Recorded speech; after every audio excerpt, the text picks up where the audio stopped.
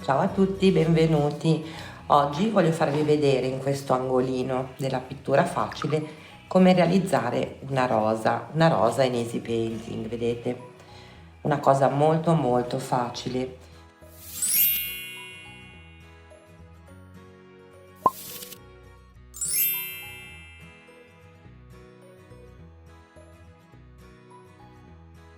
Per far questo utilizzeremo un pennello a scalpello, un liner, colore bianco, terra d'ombra, rosso cardinale e verde. Infine faremo delle batte con il burino.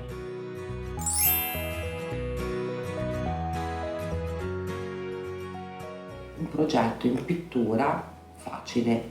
Cosa significa pittura facile? È una pittura che seguendo le istruzioni vi verrà veramente naturale. Se volete provare a realizzarlo insieme a me vi aspetto su eAcademy. Nel frattempo vi saluto.